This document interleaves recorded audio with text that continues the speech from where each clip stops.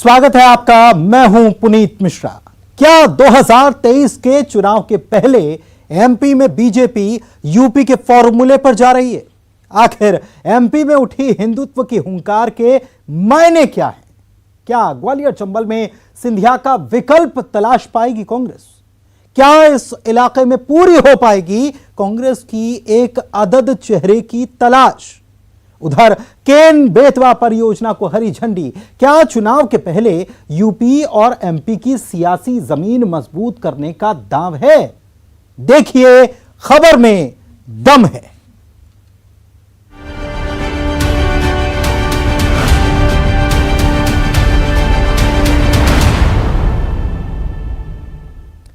तो क्या यूपी के नक्शा कदम पर है मध्य प्रदेश? इस सवाल की बुनियाद मंत्री उषा ठाकुर के पूरे विश्व के भगवाकरण का बयान भी है।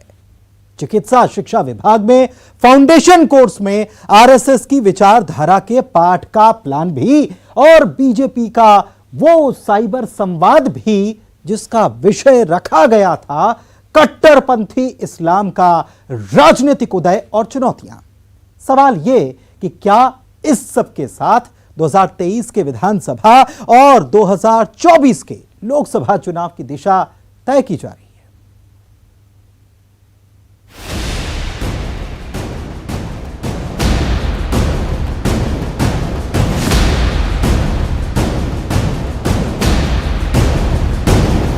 कट्टर हिंदुत्व की राह पर आगे बढ़ रही बीजेपी अब साइबर योद्धाओं के जरिए अपनी लड़ाई को और मजबूत करेगी। इसी कड़ी में भोपाल में हुए एक टाउन हॉल कार्यक्रम में बीजेपी के प्रदेश प्रभारी मुरलीधर राव और प्रदेश अध्यक्ष वीडी शर्मा ने साइबर संवाद कार्यक्रम को संबोधित किया। इस संबोधित कार्यक्रम में सीधे तौर पर टारगेट वो कट्टरपंथी शक्तियां थीं जो तालिबान से लेकर भारत तक अपनी जगह बनाने की कोशिश कर रही हैं, और इसी के जरिए कहीं न कहीं बीजेपी ने अपने राजनीतिक प्रतिद्वंदियों को भी घेरने की कोशिश की है।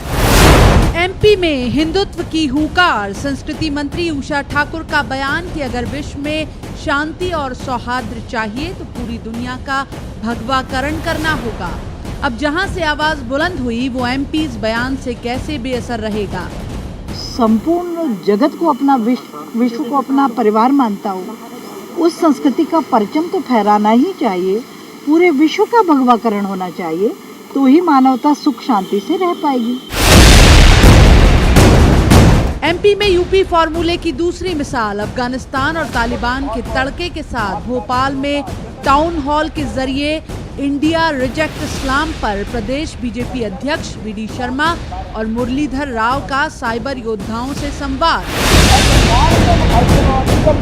वीडी शर्मा ने याद दिलाया कि अब मंदिर के बाहर देश में विस्फोट नहीं हो रहे। उम्मीद के मुताबिक बीजेपी के प्रदेश प्रभारी मुरलीधर राव के निशाने पर जावेद अख्तर भी आए।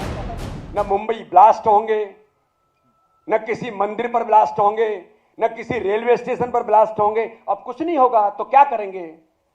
तो इन्होंने रणनीति को बदल करके अब इस देश के अंदर इस प्रकार से सोशल मीडिया पर भारत के खिलाफ किस प्रकार से वातावरण बनाया जा सकता है, उसमें इस प्रकार के लोग भी, जो इस्लामिक कट्टरपंथी लोगों को भी इंट्रोड्यूस करने का प्रयास आज इस देश के अंदर, और अपने जैसे शांति के टापू मध्य प्रदेश के अंदर भी लोग इस प्रकार की घटनाएं करने का प्रयास करते हैं। कि बीजेपी तो बोला नहीं, आरएसएस ऐसे लोग, ये भारत के तालिबान है। पागलपन का कोई नमूना देखना है तो इसको दिखा सकते। इस विमर्श के जरिए बीजेपी सोशल मीडिया के सहारे नौजवानों के बीच कनेक्टिविटी बढ़ा रही है। हालांकि कांग्रेस का आरोप कि बीजेपी केवल नफरत की ट्रेनिंग दे रही है। जिनको मध्य प्रदेश के मूल मुद्दों पे बात करना चाहिए, बेरोजगारी चरम पे है, युवा बेरोजगार घूम रहा है, महिलाओं पे अत्याचार बढ़ रहे हैं, कानून व्यवस्था ताक पे रखी हुई है, और कैसे नए नौजवानों को इन चुनौतियों से रूबरू कराए, सोशल मीडिया के उपयोग से कैसे रोजगार के प्रति ध्यान दिलाए। पर लगता है कि उन्हें ट्रेनिंग सिर्फ किस बात की देनी है, घृणा की देनी है, नफरत की देनी है, झूठ की देनी है, और किस प्रकार से मध्य प्रदेश के इस नौजवान को जो शांति के टापू पर रहता है उसे घृणा और नफरत के वातावरण फैला। दुर्भाग्य की स्थिति है। सीएम शिवराज की एक खासियत रही है कि उन्होंने 15 साल के अपने कार्यकाल में केवल विकास की राजनीति की।